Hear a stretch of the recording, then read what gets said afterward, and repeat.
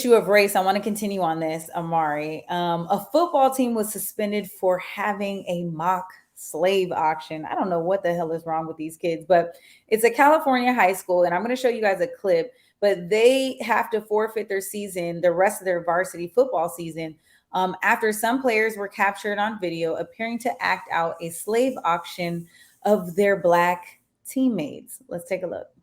Folks, in California, a high school football team season gets canceled after a video of some players conducting a slave auction goes viral. Watch this.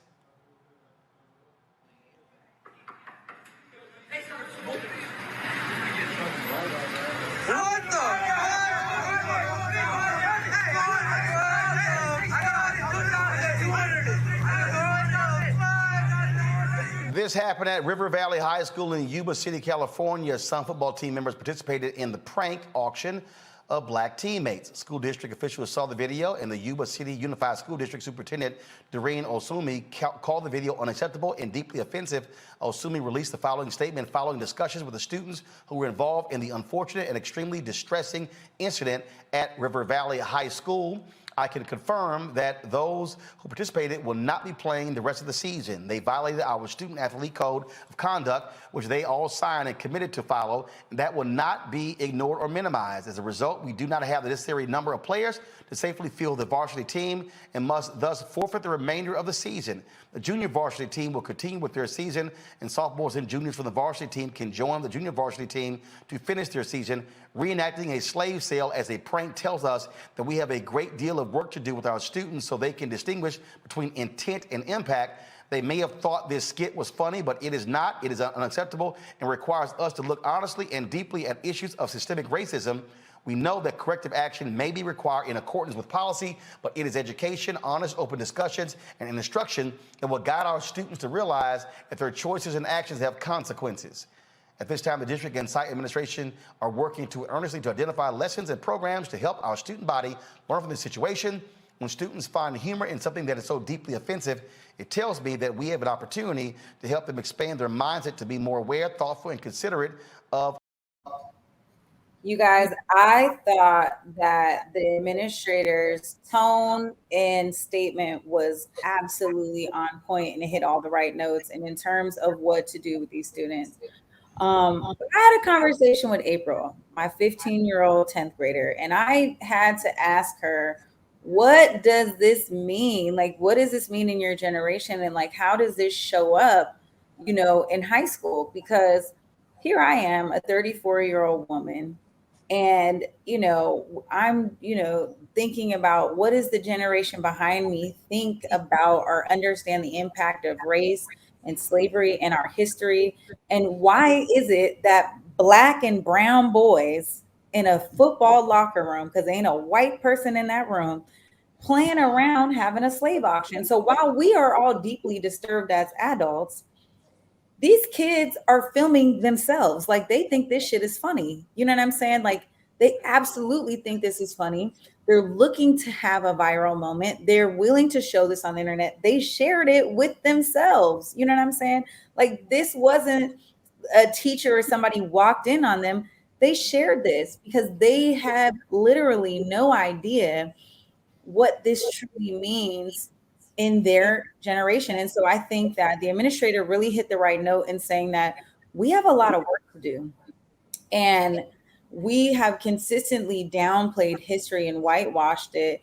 And that not only are we not teaching it in schools, but we're not teaching it at home. And I see Harry Jefferson put in the comments that, today was such a this was such a tragedy when they heard about it, that he took the opportunity to teach his child about slavery. And it's not just slavery, right? Like, it's the institution of racism and how we got here and why we are here today.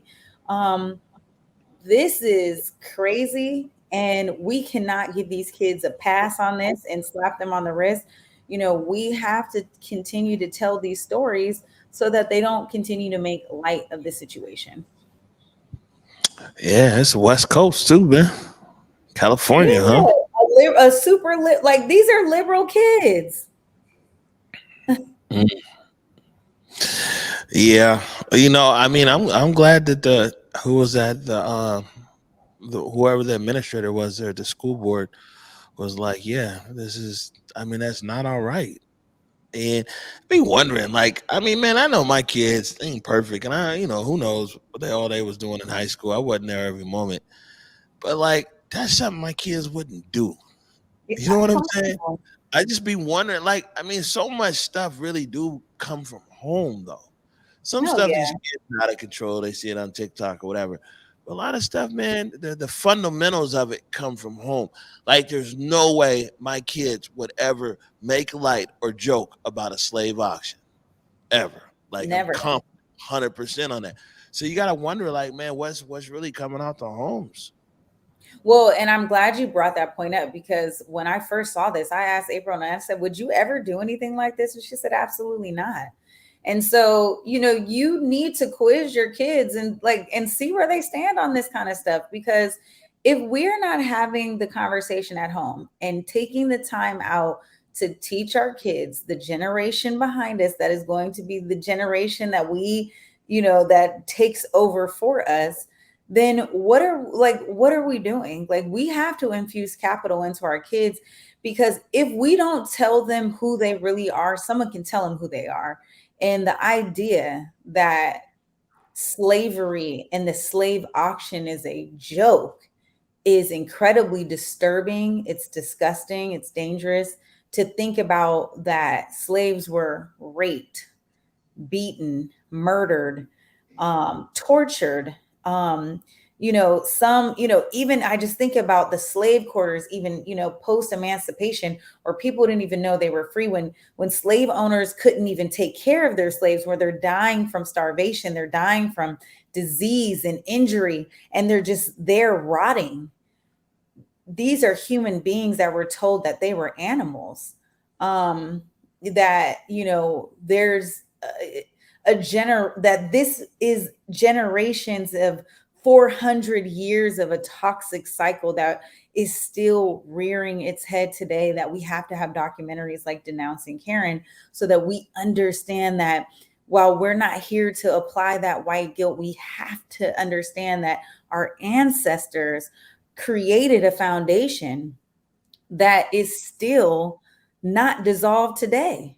So we have to do better as parents. We got to do better as a community, and take your kid's phone. You know what I'm saying? Have these conversations and let them know, like, that better not be you. Let us not just see this stuff on social media and then not come back and have a conversation with our kids about it. And not have a conversation in our group chats. Like, we need to be the friends that are encouraging other friends to say, like, you need to be talking to your kids about this. Let's make sure we bring this up in a roundtable conversation. Have a conversation in front of your kids about this. And so I think, again, the administrator hit the right notes on this, and I hope to see a seriousness really taken with the kids, because this is embarrassing. Yeah, no, I hear you.